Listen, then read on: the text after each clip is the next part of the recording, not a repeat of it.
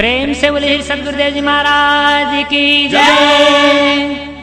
परम पिता परमेश्वरी की जय। आनंद कंद लीलाधारी प्रभु सदानंद जी मनमोहन भगवान की जय।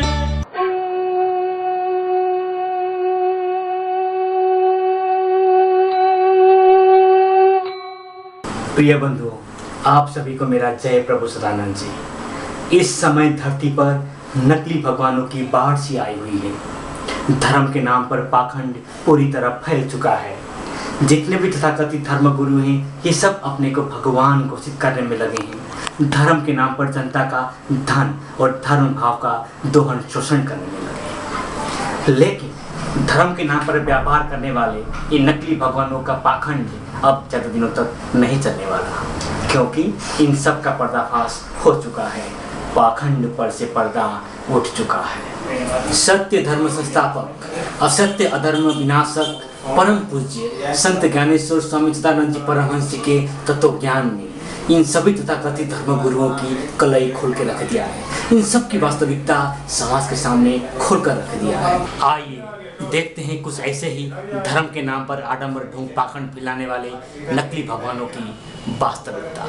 ये है आज के समय के बहुचर्चित तथाकथित बंतु भगवानों की तस्वीर। इन तथाकथित भगवानों की भीड़ में एक चेहरा ऐसा है जो पाखंड की पराकाष्ठा तक पहुंच चुका है, जिनका नाम है रामपाल जी महाराज, जो स्वयं को जगत गुरु तथा तत्वदर्शी कहलाते हैं, जबकि रामपाल जी को यह मालूम ही नहीं है कि जगत गुरु क्या होता है और तत्वदर्शी क्या होता है। जगत गुरु माने क्या? 40-50 लाख लोगों का गुरु बन जाने पर कोई जगत गुरु कहलाता है? किसी तहसील, जिले, प्रांत अथवा देश वाले गुरु को क्या जगत गुरु कहा जाता है? जगत माने क्या? कोई तहसील, जिला, प्रांत अथवा देश होता है? नहीं। जगत का मतलब होता है स्थूल जगत, सूक्ष्म जगत, दिव्य जगत और शाश्वत जगत।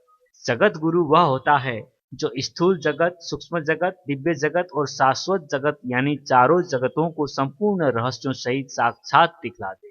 चारों जगतों के गुरु को जगत गुरु कहते हैं।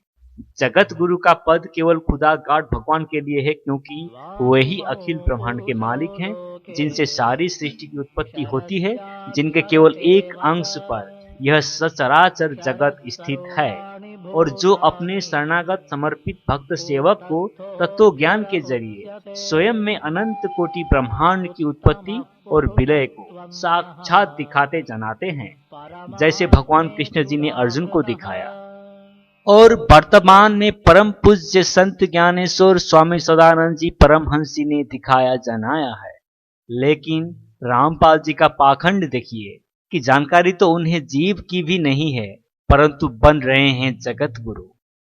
रामपाल जी महाराज ने मोटी मोटी अक्षरों में किताबें तो लिखी है और ज्ञान का दावा भी किया है, परंतु यह सब निराधार है, बकवास है, कोरी कल्पना है, मिथ्या है।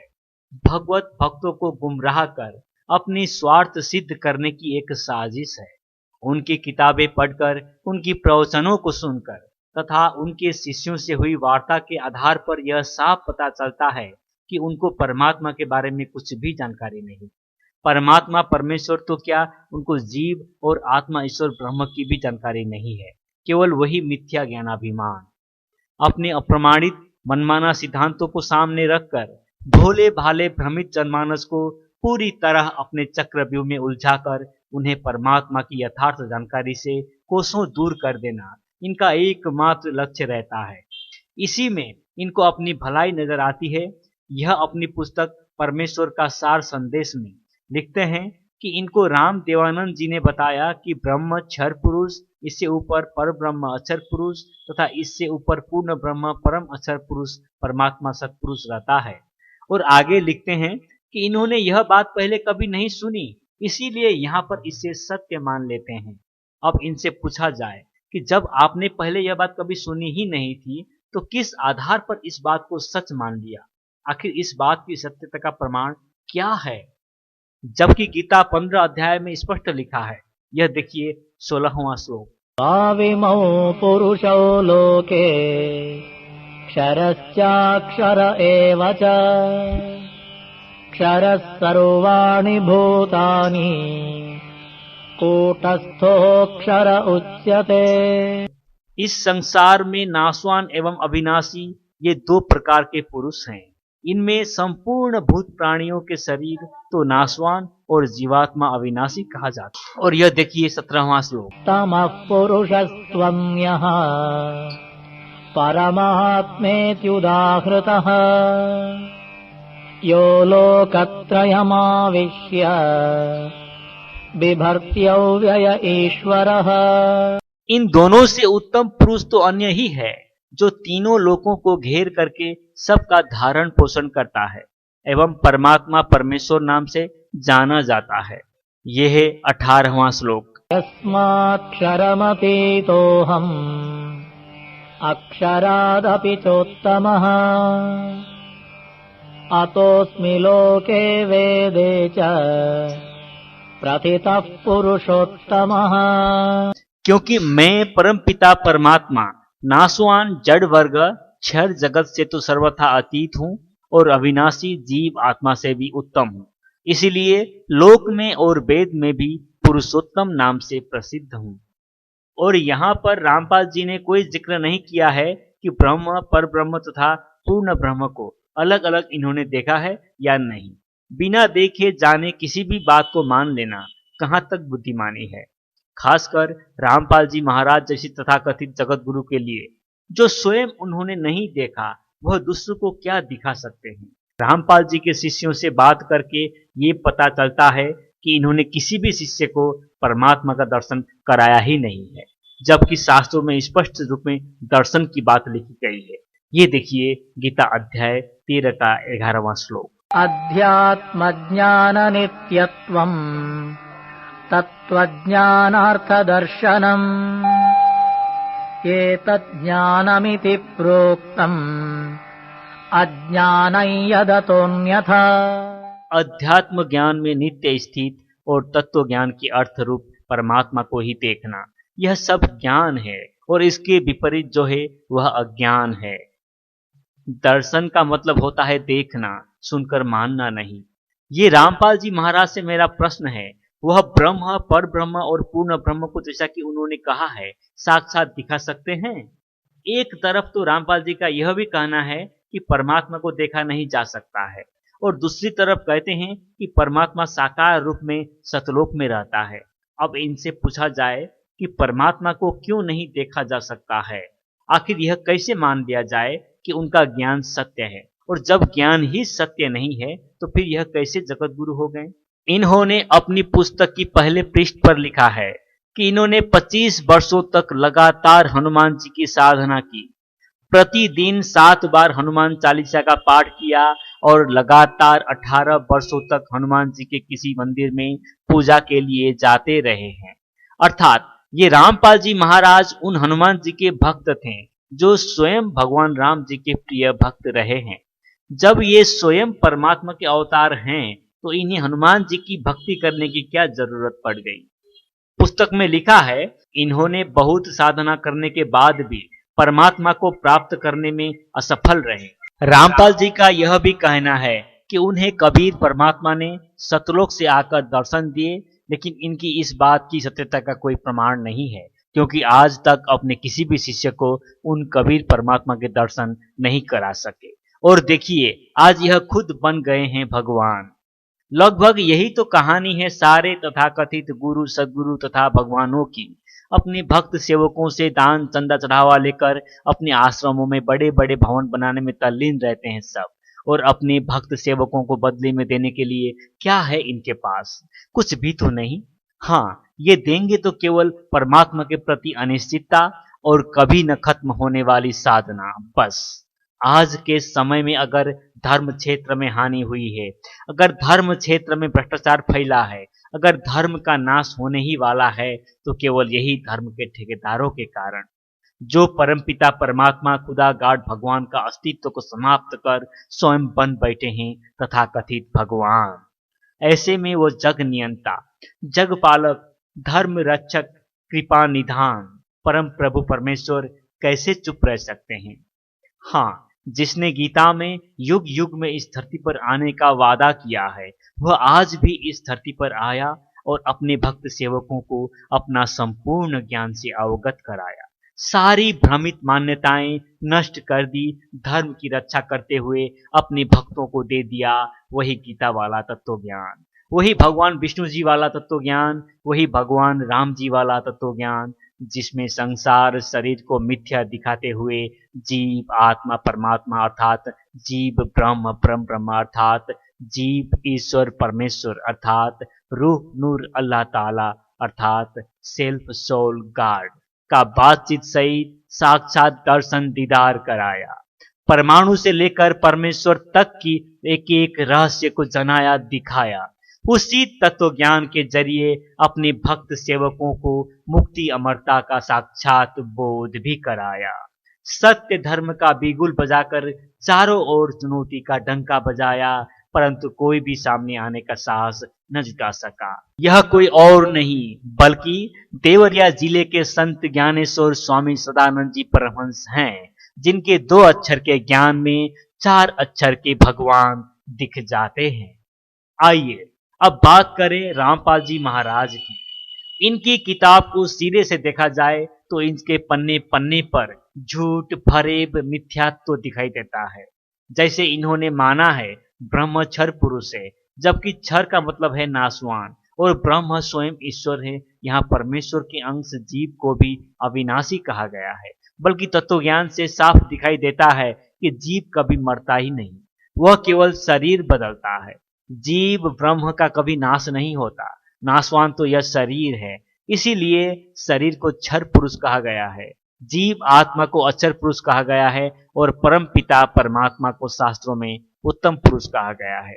यही तत्वज्ञान से दिखाई देता है। फिर किस आधार पर रामपाल जी महाराज ब्रह्म को ही क्षर पुरुष कह रहे हैं? इनकी यह जानकारी कपोल कल्पित है, अप्रमाणिक है, जबकि संत ज्ञानेश्वर स्वामी सदानंद जी परमहंस ने तत्वज्ञान के जरिए जो भी बताया उसे अपने भक्तों को दर्शन कराया। उनके तत्वज्ञान की एक एक बात व्यवहारिक है, सब प्रमाणिक है। बाइबल, कुरान, पुराण, गुरु ग्रंथ, गीता, रामायण आदि सभी सदग्रंथों से उन्होंने प्रमाणित करके दिखाया है और प्रायोगिक साक्षात दर्शन भी कराया है। परंतु रामपाल जी महाराज अपनी भ्रामक बातों के जरिए केवल पाखंड ही फैला रहे हैं। और रामपाल जी महाराज की सबसे विचित्र बात यह भी है कि रामपाल जी के मतानुसार कबीरदास जी परमात्मा है। शायद वह यह भूल गए हैं कि कबीरदास जी ने जीवन भर परमात्मा की भक्ति की।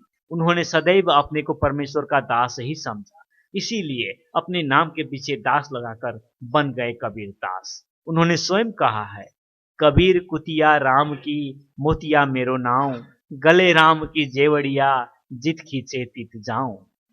यहाँ स्वयं कबीरदास जी अपने को भगवान राम जी का भक्त बता रहे हैं, दास बता रहे हैं, और रामपाल जी किस स्वार्थ के वशीभूत होकर कबीरदास जी को ही परमात्मा कह रहे हैं। स्वयं तो भ्रमित हैं ही और को भी भ्रमित करने की कोशिश कर रहे हैं।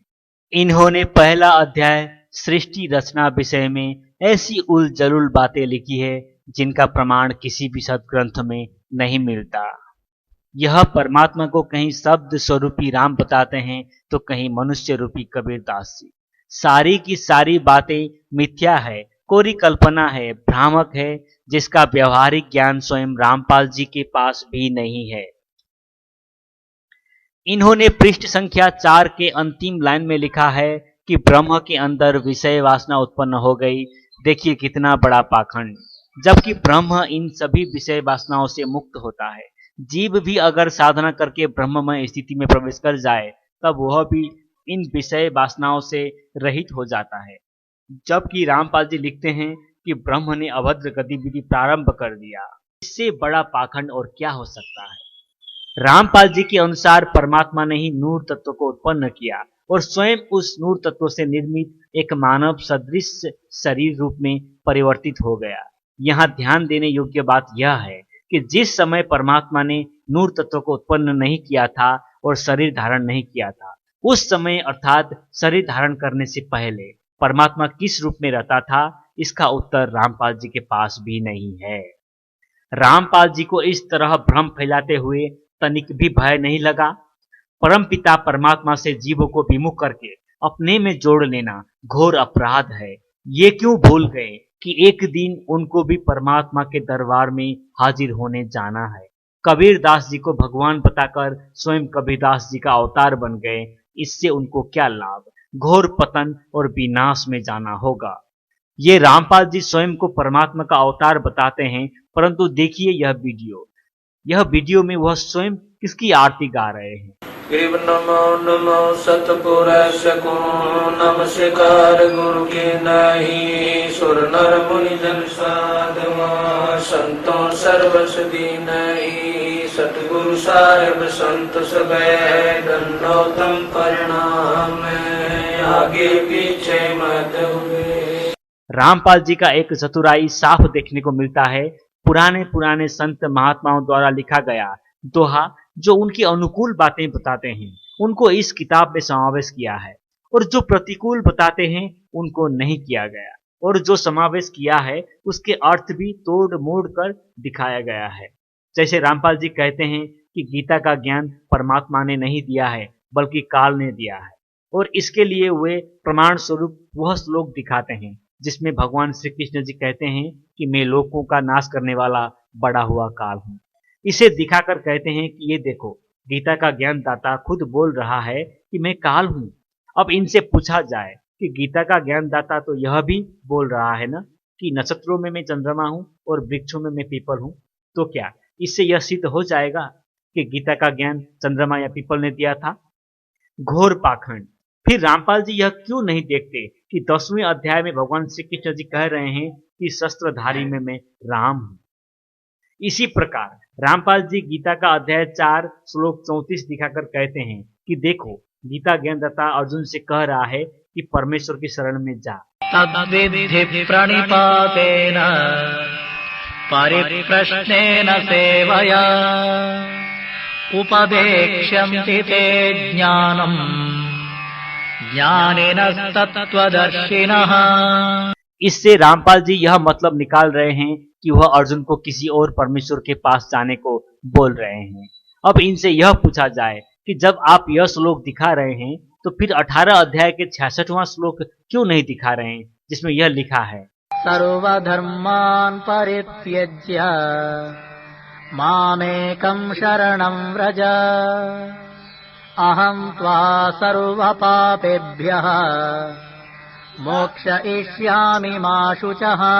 संपूर्ण धर्म को अर्थात संपूर्ण कर्तव्य कर्मों को मुझ में त्याग कर तू केवल एक मुझ सर्वशक्तिमान सर्वाधार परमेश्वर की ही शरण में आ जा। मैं तुझे संपूर्ण पापों से मुक्त कर दूंगा, तू शोक मत कर। इस प्रकार केवल अपनी ही बात को मनवाने के लिए अपने अनुसार ही तोड़ मरोड़ कर तथ्यों को प्रस्तुत करके परमात्मा बनने पर तुले हुए हैं। एक और बात, किसी भी ग्रंथ में जहां कहीं भी इनको कबीर लिखा हुआ दिखाई दे जाता है उसमें कवि की जगह कबीर लिख देते हैं। देखिए कितनी बड़ी साजिश है ये सनातन धर्म के विरोध। इस तरह इस किताब की हर पन्ने में रामपाल जी का पाखंड को कूट कूट कर भरा गया है। सब प्रमाणित सदग्रंथों को अपने मतानुसार तोड़ मरोड़ करने तथा संशोधन करने का अधिकार रामपाल जी महाराज को किसने दिया? जब कोई वैज्ञानिक भी किसी अग्रज वैज्ञानिक द्वारा प्रतिपादित सिद्धांत में कुछ हेरफेर करना चाहे तो उसके संबंध में प्रैक्टिकल करके प्रमाणित करना होता है, वरना वह उस सिद्धांत को संशोधन नहीं कर सकता। तो फिर रामपाल जी महाराज ने इतना बड़ा संशोधन कैसे कर लिया? या तो वह अपनी मतानुसार प्रैक्टिकल करके दिखाएं, अपनी बातों की सच्चाई प्रमाणित करके दिखाएं, नहीं तो सब प्रमाणित सदग्रंथों को बिना किसी हेरफेर के स्वीकार कर लें। एक और पाखंड देखने को मिलता है उनकी तस्वीर में, जिसमें वह कबीर दास जी की तरह बैठे हैं। कुल मिलाकर वह अपने भक्त सेवकों पर यह छाप छोड़ने में सफल होने का प्रयास कर रहे हैं कि वह कबीर दास जी का ही अवतार हैं। लेकिन फिर भी आज तक किसी को भी कबीर दास जी का दर्शन नहीं करा सके। जन समाज सच्चा ज्ञान के अभाव में ऐसे तथाकथित गुरुओं के चंगुल में फंस ही जाता है।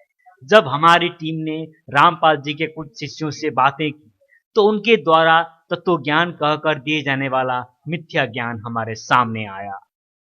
ज्ञान दान के रूप में रामपाल जी अपने शिष्यों को कुछ मंत्रों का जाप करने को देते हैं और कहते हैं कि ये मंत्रों का जाप करते रहने से कभी न कभी परमात्मा की प्राप्ति हो जाएगी। यहाँ पर यह बात रखना जरूरी है कि भगवान श्री कृष्ण जी कहते हैं तत्व ज्ञान वो संपूर्ण विधान है जिसको प्राप्त कर लेने से फिर कुछ भी प्राप्त करना और कुछ भी जानना शेष नहीं रहता। तो फिर रामपाल जी अपने शिष्यों को कौन सा तत्व ज्ञान दे रहे हैं? यहाँ मैं यह बात स्पष्ट करना चाहता हूँ कि परम पूज्य संत ज्ञानेश्वर स्वामी सदानंद जी परमहंस के तत्व ज्ञान में जीव, आत्मा और परमात्मा, रूह, नूर, अल्लाह ताला, सेल्फ, सोल एंड गॉड का स्पष्ट साक्षात बातचीत से दर्शन दीदार हो जाता है और जिसको प्राप्त करने के बाद मुक्ति अमरता का भी साक्षात बोध तत्काल ही प्राप्त हो जाता है। इसको प्राप्त करने के बाद संसार की संपूर्ण जानकारी प्राप्त हो जाती है, फिर कुछ भी जानना और कुछ भी प्राप्त करना शेष नहीं रहता। रामपाल जी द्वारा दिया गया मंत्र अगर आप सुनेंगे तो आपको लगेगा कि यह कोई तंत्र साधना करा रहे हैं। उनका मंत्र इस प्रकार है: सत्य सुकृत अवगत कबीर, ओम ओम ओम ओम, क्लियं क्लियं क्लियं क्लियं, श्रियम श्रियम श्रियम श्रियम, हरियम हरियम हरियम हरियम, सोहं सोहं सोहं सोहं, सत्यम सत्यम सत्यम सत्यम। उनके अनुसार अपने शिष्य को सतनाम के रूप में ओम सोहं देते हैं और सारनाम जिसे गुप्त रखा गया है परंतु सारनाम के सांकेतिक नाम के रूप में ओम तत्सत को कहा जाता है। उनके शिष्यों का कहना है कि सारनाम ओम सोहं सत्यम को कहते हैं। रामपाल जी को न तो ओम के बारे में कुछ पता है और न सोहं के बारे में कुछ पता है। वो 3 चरण में अपने शिष्यों को नाम दान देते हैं। दूसरे चरण में सतनाम और अंतिम चरण में सारनाम देते हैं। यह सारनाम कब और कितने दिन बाद देंगे इसका भी कोई पता नहीं है, क्योंकि ये सारनाम बहुत समय गुजरने के पश्चात ही कोई गिने चुने शिष्य को ही देते हैं। ऐसा उनके ही शिष्य ने बताया। वास्तविकता तो यह है कि रामपाल जी सारनाम केवल उसी को देते हैं जो इनके षड्यंत्र में पूरी तरह से शामिल हो चुका होता है। उनका ये भी मानना है कि सतनाम और सारनाम का जाप करने के पश्चात ही मुक्ति मिल जाती है, परंतु उनके एक शिष्य से पूछने पर कि सतनाम और सारनाम का जाप करने पर आपको मुक्ति मिल गई, तो उन्होंने बताया कि नहीं, परंतु 100% भक्ति पूरी होने पर मुक्ति मिल जाएगी। फिर जब मुक्ति मिलती है 100% भक्ति पूरी होने पर, तो ये सतनाम और सारनाम का ढोंग किस लिए? क्या ये हास्यास्पद नहीं है? क्या ये रामपाल जी बताएंगे कि ये सब पाखंड किस गीता, बाइबल, कुरान से सब प्रमाणित है? कहाँ लिखा है जाप करने से परमात्मा मिलता है? सच्चाई तो यह है कि रामपाल जी को आत्मा और परमात्मा की तो जानकारी होना बहुत दूर की बात है। इन्हें तो अपने खुद की जानकारी तक नहीं है कि ये खुद कौन है, अर्थात इनको जीव, जिसे इनके अनुसार तथा कथित काल भूनकर खाता है, उसकी भी कोई जानकारी नहीं है कि जीव क्या होता है। उनके शिष्यों से जब ये पूछा गया कि जीव क्या है, तो उन्होंने बताया कि जीव ही आत्मा है, और ये पूछा गया कि जीव और आत्मा को देखा है, तो कहते हैं ये देखा नहीं जा सकता, महसूस किया जा सकता है। अब आप लोग खुद ही निर्णय करें कि ये कैसा परमात्मा है। क्या ये पाखंड नहीं है? ये लोग कबीर जी को परमात्मा कहते हैं, जबकि कबीर साहब की वाणी देखिए, दुल्हनी गावहु मंगल चार, हम घरी आए हो राजा राम भरतार, तन रति करी मैं मन रति करी हूँ, पंचतत्व बराती, रामदेव मोरे पाहुने आए, मैं जोबन मैं माती, शरीर सरोवर वेदी करी हूँ, ब्रह्म वेद उचार, रामदेव संग भांवरी ले हूँ, धन धनी भाग हमार, सुर 33 कौतिक आए, मुनियर सहस 88, कहे कबीर हमें ब्याही चले हैं, पुरुष एक अविनाशी। इतना पाखंड रचने के बाद भी रामपाल जी को चैन नहीं आया। जनमानस को भ्रमित करके अपनी मिथ्या महत्वाकांक्षा की पूर्ति हेतु धर्म और परमात्मा के नाम पर एक ऐसा आडंबर फैलाया हुआ है जिसमें फंसकर लाखों लोगों का जीवन बर्बाद हो रहा है। परमात्मा बनने की अपनी इसी महत्वाकांक्षा को पूरा करने के लिए रामपाल जी ने बहुत ही कुटिल चाल चलते हुए दुनिया भर के धर्म गुरुओं को आध्यात्मिक ज्ञान चर्चा तथा कथित शास्त्रार्थ की चुनौती तक दे डाली, जो उनके वेबसाइट पर लिखकर डाला गया है। चुनौती इस प्रकार है: प्रचार प्रसार समिति, सतलोक आश्रम बरवाला, जिला हिसार, हरियाणा, भारत द्वारा विश्व के सभी धर्मगुरुओं को जगत गुरु तत्वदर्शी संत रामपाल जी महाराज जी के साथ आध्यात्मिक ज्ञान चर्चा के लिए सादर आमंत्रित किया जाता है। इसके लिए आप जी आध्यात्मिक टीवी चैनल साधना टीवी के प्रबंधकों से संपर्क करें। साधना टीवी के माध्यम से आध्यात्मिक ज्ञान चर्चा होगी, क्योंकि जो धर्म गुरु आध्यात्मिक ज्ञान चर्चा के मैदान में उतरे हैं, उनके साथ हुई आध्यात्मिक ज्ञान चर्चा का प्रसारण प्रति शनिवार और रविवार को शाम 7:55 से 8:45 50 मिनट का साधना टीवी के माध्यम से किया जा रहा है। और इसी प्रकार आध्यात्मिक ज्ञान चर्चा में शामिल होने वाले आध्यात्मिक धर्म गुरुओं के साथ आध्यात्मिक ज्ञान चर्चा की जाएगी। यदि आप टीवी चैनल का खर्चा वहन करने में असमर्थ हैं तो आध्यात्मिक ज्ञान चर्चा का सारा खर्च प्रचार प्रसार समिति सतलोक आश्रम बरवाला, जिला हिसार, हरियाणा, भारत द्वारा वहन किया जाएगा। तो आइए जगत गुरु तत्वदर्शी संत रामपाल जी महाराज के साथ आध्यात्मिक ज्ञान चर्चा के मैदान में। यदि कोई भी आध्यात्मिक गुरु आध्यात्मिक ज्ञान चर्चा के लिए नहीं आते हैं तो यही समझा जाएगा कि आप सभी धर्म गुरुओं ने अपनी हार स्वीकार कर ली है तथा आपके पास यथार्थ भक्ति मार्ग नहीं है। यह चुनौती को तथाकथित इसलिए कहा जा रहा है कि यह एक भ्रामक प्रचारबाजी मात्र है, मिथ्या है, बकवास है। पहली बात तो यह है कि रामपाल जी किसी से शास्त्रार्थ करते ही नहीं, उन्हें हारने का भय है। फिर ये लोग शास्त्रार्थ के बहाने केवल उन्हीं गुरु लोगों को अपने यहाँ बुलाते हैं जिन्हें खुद धर्म और परमात्मा के बारे में कुछ जानकारी नहीं होती है। फिर भी उनसे सीधा रामपाल जी कोई बात नहीं करते। रामपाल जी महाराज की चुनौती स्वीकार कर जो भी शास्त्रार्थ के लिए चाहते हैं उन्हें केवल साधना टीवी के मीडिया वाले लोग रामपाल जी द्वारा रटाए गए कुछ प्रश्न पूछते हैं और उत्तर को रिकॉर्ड कर लिया जाता है। फिर बाद में रामपाल जी उन्हीं प्रश्नों का उत्तर साधना चैनल वाले को देते हैं। उसके बाद साधना चैनल वाले दोनों के द्वारा दिए गए उत्तर की रिकॉर्डिंग अपने चैनल पर दिखा देते हैं। बस हो गया शास्त्रार्थ। पूरी प्रक्रिया में रामपाल जी की उस गुरु से आमने सामने बैठकर तो कोई बात, कोई सवाल जवाब होते ही नहीं है। क्या यही होता है शास्त्रार्थ? हर जगह में रामपाल जी महाराज का पाखंड का पराकाष्ठा देखने को मिलता है। जब किसी से शास्त्रार्थ तक नहीं कर सकते तो ये चुनौती किस लिए, ये प्रपंच किस लिए? केवल संसार को दिखाने के लिए? चुनौती तो वह है जो संत ज्ञानेश्वर स्वामी सदानंद जी परमहंस ने संसार के सारे धर्म गुरुओं को दिया। चुनौती इस प्रकार है, मैं तत्व ज्ञान द्वारा जीव, ईश्वर तथा परमेश्वर तीनों का पृथक पृथक बातचीत सहित साक्षात दर्शन तथा जीते जी मुक्ति अमरता का साक्षात बोध करवाता हूँ। पूरे भूमंडल पर यदि कोई भी मेरे द्वारा प्रदत्त तत्व ज्ञान को गलत प्रमाणित कर देता है तो मैं अपने सकल भक्त सेवक समाज सहित समर्पित हो जाऊंगा, और यदि वह गलत प्रमाणित न कर सका तो उसे भी मेरे प्रति समर्पित होना ही होगा। इसके अतिरिक्त पूरे भूमंडल पर यदि अन्य कोई भी यह कहता हो कि उसके पास तत्व ज्ञान है तो मैं सदग्रंथीय एवं प्रायोगिक आधार पर उसे गलत प्रमाणित करने के लिए तैयार हूँ। स्वामी सदानंद जी परमहंस। किसी ने हिम्मत नहीं किया सामने आकर शास्त्रार्थ करने की। कुछ एकाध लोगों ने हिम्मत तो जुटाया परंतु वे सब शरणागत हो गए। जब कोई धर्म गुरुओं ने सामने आने की हिम्मत नहीं किया तब स्वयं संत ज्ञानेश्वर स्वामी सदानंद जी परमहंस ने कदम उठाया और सभी के दरवाजे में जाकर शास्त्रार्थ किया और सभी को परास्त किया। कोई हार स्वीकार कर लिए तो कोई भाग खड़े हो गए। आज भी वह चुनौती बरकरार है। सदानंद तत्वज्ञान परिषद के प्रधान सचिव ठाकुर राम सहाय सिंह जी के नेतृत्व में हमारी टीम शास्त्रार्थ के लिए कहीं भी जाने को तैयार है।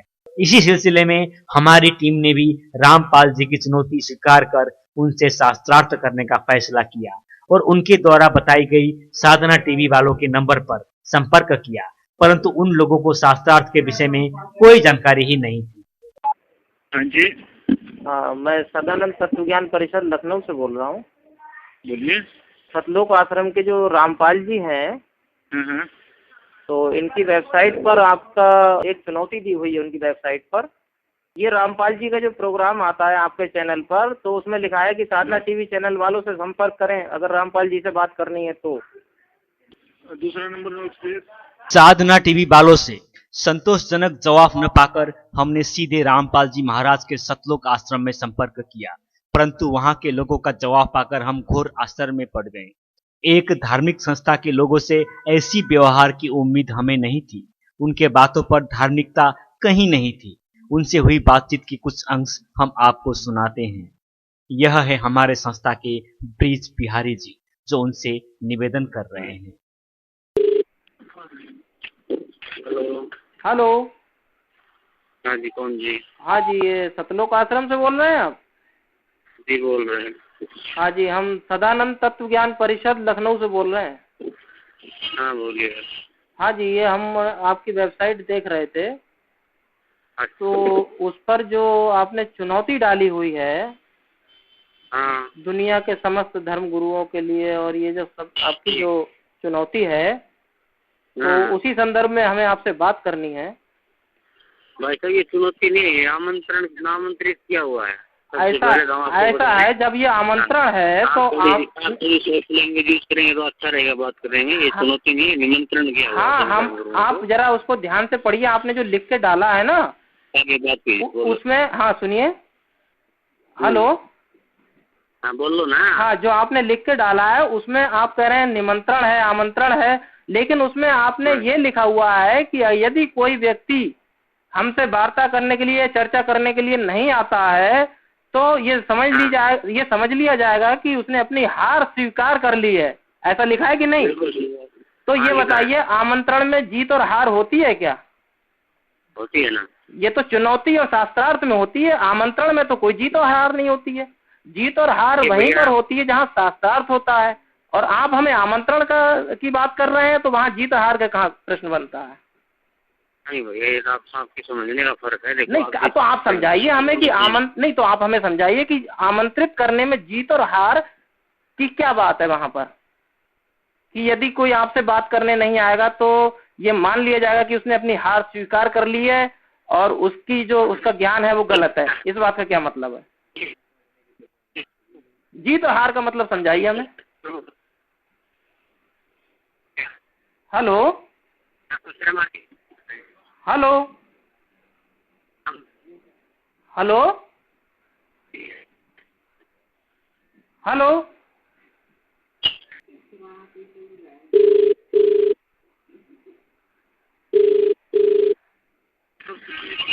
हेलो। हेलो। हाँ जी, कौन? हाँ जी, मैं सदानंद तत्व ज्ञान परिषद से बोल रहा हूँ। अभी जो आपसे बात हो रही थी, हाँ ये आपने फोन क्यों काट दिया भाई साहब?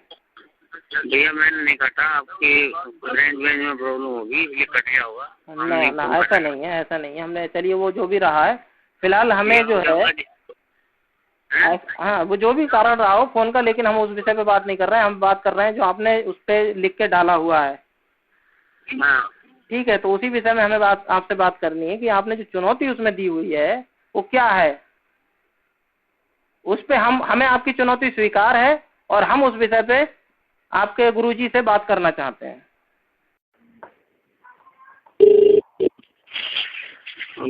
Hello hello. हाँ जी, सतलोक आश्रम से बोल रहे हैं?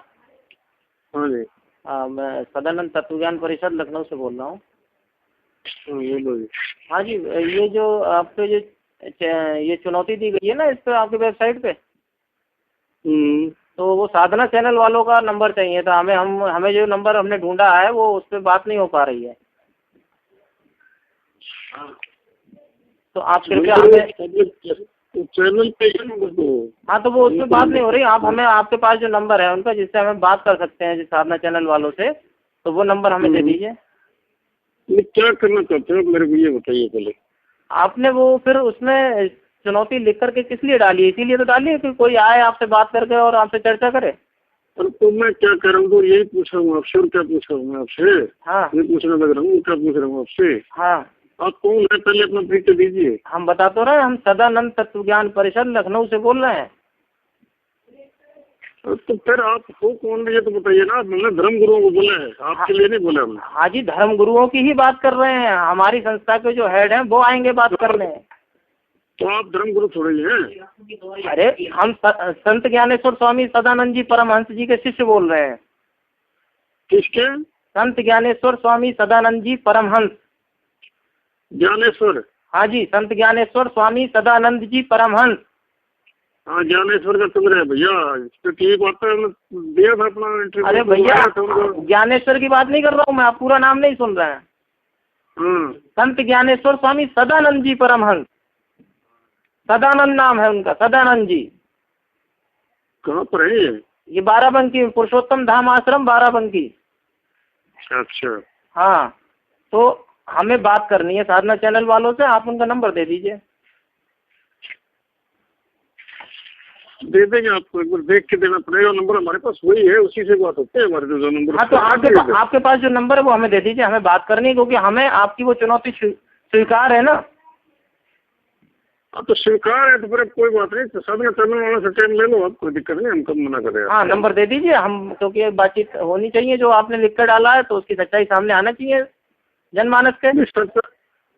हाँ सच्चाई, हम तो तैयार बैठे हैं, सभी की आने लग रही है, आप लोगों की भी आ जाएगी। हाँ, तो आप फिर नंबर दे दीजिए, हम बात करते हैं और सेटिंग करते हैं, प्रोग्राम बनाते हैं फिर। हाँ चलो कोई नहीं, आपको नंबर दे देंगे, शाम को ले लेना आप नंबर, ठीक है ना। तो अभी मेरे को ऐसे याद ध्यान नहीं है, बाकी देख के बता दूंगा मैं। तो कितने बजे फोन करूँ आपको? शाम को कर लेना 8 बजे के बाद आप। 8 बजे के बाद, ठीक है। कर लेना। परिषद से बोल रहा हूँ। हाँ जी बोलो। हाँ भैया, अरे हम आपको फोन कर रहे थे, आप फोन नहीं उठा रहे हैं, आपने कहा था 8 बजे के बाद फोन करना। आरती चल रही थी भैया, हमारी आरती में फोन थोड़े होती है। हाँ, तो अब तो हो गई। हाँ बोलो। हाँ, तो आप हमें साधना चैनल वालों का नंबर दे दीजिए। साधना चैनल पे टीवी प्रोग्राम चल रहा है हमारा, इसमें देख सकते हो। अरे भाई साहब, आप हमें नंबर क्यों नहीं देना चाह रहे हैं? हम का भी साधना चैनल देखो, इस पे टीवी पर चल रहा है। आप नहीं, बात करो। आपने कहा था कि 8 बजे के बाद फोन करना, हम आपको नंबर दे देंगे। इसीलिए कहा था मैंने भी, साधना टीवी पर आज 8 बजे प्रोग्राम आता है हमारा। तो प्रोग्राम वाली बात थोड़ी कही थी आपने, तो ये कहा था कि हम आपको 8 बजे के बाद फोन करेंगे तो नंबर दे देंगे। अब आप 8 बजे के बाद फोन कर रहे हैं, तब भी, और उस दिन भी आपने नंबर नहीं दिया था।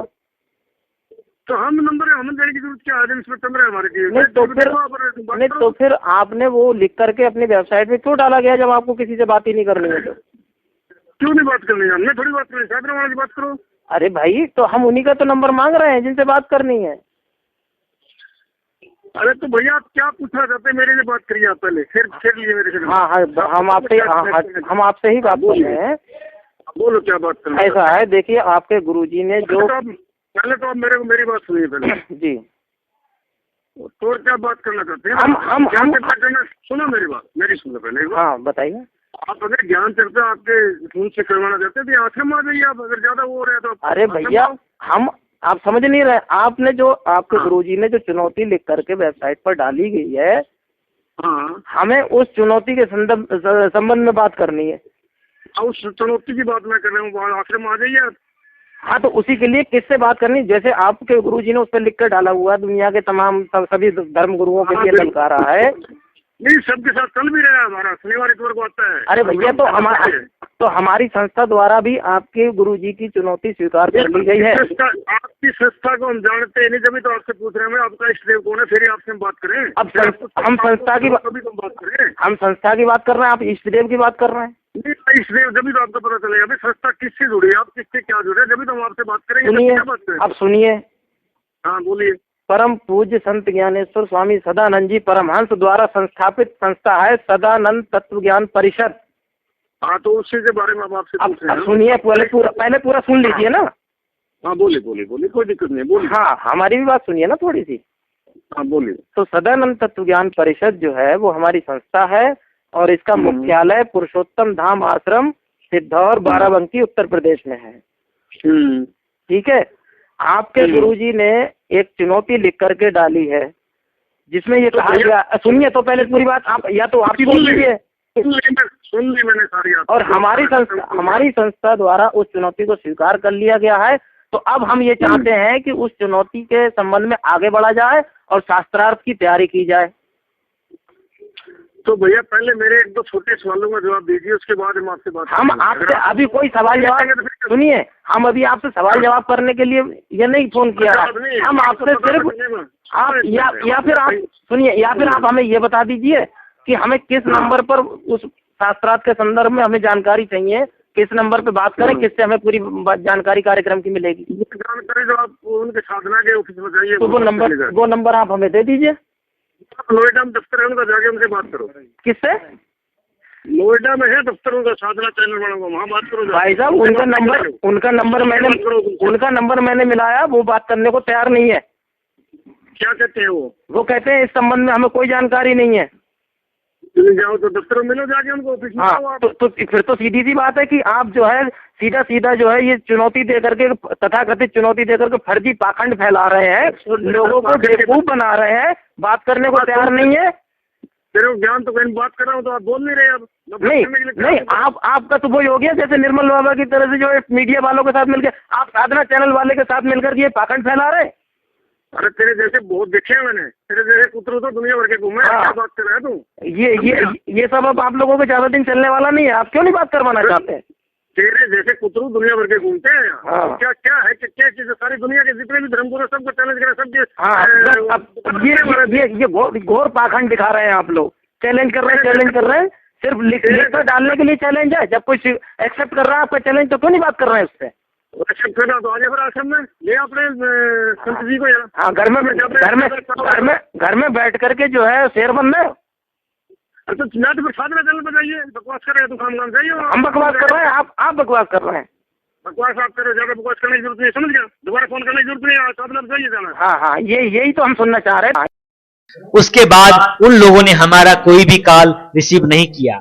हमारे महाराज जी संत ज्ञानेश्वर स्वामी सदानंद जी परमहंस ने हमें ऐसा ज्ञान दिया है कि संसार के कोई भी विद्वान, पंडित, आचार्य कोई भी हो, हमारे संस्था के बच्चों से भी शास्त्रार्थ में जीत नहीं सकता, क्योंकि इन्हें जीव की भी जानकारी नहीं है। आत्मा परमात्मा की जानकारी तो बहुत दूर है। ये केवल कल्पना में जीते हैं, अपने मनमाना सिद्धांतों में चलते हैं, जिसका कोई भी आधार नहीं होता। फिर भी हमने ठान लिया कि रामपाल जी ने झूठी चुनौती अपने वेबसाइट में डालकर दुनिया की आंखों में धूल झोंकने की कोशिश की है। भोले भाले जनमानस को गुमराह कर उनके धन और धर्म भाव का शोषण करके अपना आश्रम में अट्टालिकाएं बनाने हेतु यह पाखंड रचा है। इसीलिए या तो रामपाल जी हमारी टीम से शास्त्रार्थ करें या तो माफी मांगते हुए अपनी वेबसाइट से उक्त चुनौती को हटाएं। इस बात पर उनसे संपर्क करने के लिए उन्हें दिनांक 26/6/2012 एक पत्र भी भेजा गया, परंतु उस पत्र का कोई जवाब नहीं आया है। फिर लगभग 1 माह बीत जाने के बाद पुनः पत्र भेजकर रामपाल जी को याद दिलाया गया, लेकिन आज तक रामपाल जी ने कोई उत्तर नहीं दिया। सत्यान्वेषी बंधुओं, पूर्ण ज्ञान देने का दावा करने वाले तथा कथित जगत गुरु रामपाल जी को जीव के ही बारे में कोई जानकारी नहीं है। जीव क्या होता है और उसे कैसे देखा जा सकता है, इसका प्रमाण रामपाल जी द्वारा लिखित इन्हीं के पुस्तक ज्ञान गंगा में लिखी भूमिका के पहले पृष्ठ को देखने से स्पष्ट हो जाता है। रामपाल जी लिख रहे हैं कि ब्रह्म काल 1 लाख सूक्ष्म शरीरों को खाता है। काल यह भी नहीं चाहता कि जीव को अपने निज घर सतलोक का पता चले। सिर्फ इतना ही नहीं, रामपाल जी यह भी लिख रहे हैं कि काल ब्रह्म के लोक में एक जीव दूसरे जीव को मारकर खा जाता है। ये सभी बातें पूर्णतः शास्त्र विरुद्ध एवं मनगढ़ंत है, क्योंकि शास्त्र कहता है ईश्वर अंश जीव अविनाशी, चेतन अमल सहज सुख राशि। अगर जीव को काल खा लेता है या फिर एक जीव दूसरे जीव को ही खा जाएगा, तो फिर एक शरीर को छोड़कर दूसरे शरीर में कौन जाएगा? पुनर्जन्म किसका होगा? प्रमाण के लिए देखिए पुस्तक ज्ञान गंगा का वह पृष्ठ। उपरोक्त बातों से स्पष्ट है कि रामपाल जी को जीव की जानकारी नहीं है, जबकि रामपाल जी रात दिन यही नारा देते हैं कि जीव हमारी जाति है और मानव धर्म हमारा। जब रामपाल जी को स्वयं ही जीव की जानकारी नहीं है और उन्होंने जीव को देखा तक नहीं है, तब उनके शिष्य समाज को जीव की जानकारी होने का प्रश्न ही नहीं उठता। रामपाल जी के शिष्य तो यह कहते हैं कि जीव को देखा ही नहीं जा सकता, जबकि सच्चाई तो यह है कि सिर्फ जीव ही नहीं बल्कि ईश्वर और परमेश्वर भी साक्षात दिखाई देते हैं। आपके पास इन्हें देखने का विधान होना चाहिए, और जो ज्ञान विधान जीव, ईश्वर और परमेश्वर तीनों को साक्षात दिखला दे वही पूर्ण ज्ञान होता है, जिसे जानने के बाद फिर कुछ भी जानना शेष नहीं रह जाता है। यह देखिए शास्त्र क्या कह रहा है। उत्क्रामन्तं स्थितं वापि भुञ्जानं वा गुणान्वितम् विमूढानानुपश्यन्ति पश्यन्ति ज्ञानचक्षुषः। शरीर को छोड़कर जाते हुए को अथवा शरीर में स्थित हुए को अथवा विषयों को भोगते हुए को, इस प्रकार तीनों गुणों से युक्त हुए को भी अज्ञानी जन नहीं देखते, केवल ज्ञान रूप नेत्रों वाले विवेकशील ज्ञानी ही देखते हैं। उपरोक्त श्लोक में देखने की बात कही गई है। परमाणु से लेकर परमात्मा तक प्रत्येक चीज को वास्तविक रूप में जाना और देखा जाता है। ऐसा ही पूर्ण ज्ञान, तत्व ज्ञान परम पूज्य संत ज्ञानेश्वर स्वामी सदानंद जी परमहंस जी ने अपने भक्तों को दिया है। संत ज्ञानेश्वर स्वामी सदानंद जी परमहंस जी ने जीव को शरीर से अलग करके दिखलाया है। रामपाल जी जब जीव को ही नहीं जानते तो फिर ईश्वर और परमेश्वर की बात तो बहुत ही आगे की बात है। ज्ञान की प्रारंभ ही जिसे नहीं पता, उसे ज्ञान के मंजिल रूपी परमात्मा की जानकारी भला कैसे हो सकती है। अब आप सोचिए कि रामपाल जी के पास कैसा पूर्ण ज्ञान है। रामपाल जी को यह खुली चुनौती है कि वे बतला दें कि उन्होंने जीव देखा है या नहीं। यदि हाँ, तो जीव कैसा होता है, क्या होता है, और जीव को देखने का विधान क्या है। साथ ही आज संत ज्ञानेश्वर स्वामी सदानंद जी परमहंस जी का यह संस्था के तरफ से तथाकथित जगत गुरु रामपाल जी महाराज को चुनौती दी जाती है कि हमसे शास्त्रार्थ करें और सिद्ध करें कि वह जगत गुरु है, वरना यह झूठा आडंबर तुरंत त्याग दे। जगत गुरु सदगुरु एक युग में केवल एक ही होता है। अगर कोई झूठा सदगुरु बनने की कोशिश करेगा, कॉन्ट्रैक्ट की तरह ही विनाश को प्राप्त हो जाएगा। अब आगे रामपाल जी खुद ही सोचे समझे कि अगर कल उनके शिष्यों को उनकी सच्चाई का पता चलेगा तब क्या होगा। अब अपनी कल्याण चाहते हैं तो आ जाए परम प्रभु संत ज्ञानेश्वर स्वामी सदानंद जी परमहंस जी के शरण में। शेष सब भगवत कृपा। जय प्रभु सदानंद जी। परम प्रभु की है वाणी, परम प्रभु की है ये वाणी, जल्दी ही सतयुग आएगा, सत्पुरुषों का राज बनेगा, पापी नहीं बच पाएगा। परम प्रभु की है वाणी, परम प्रभु की है वाणी, जल्दी ही सतयुग आएगा, सत्पुरुषों का राज बनेगा, पापी नहीं बच पाएगा। ओ परम प्रभु की है ये वाणी,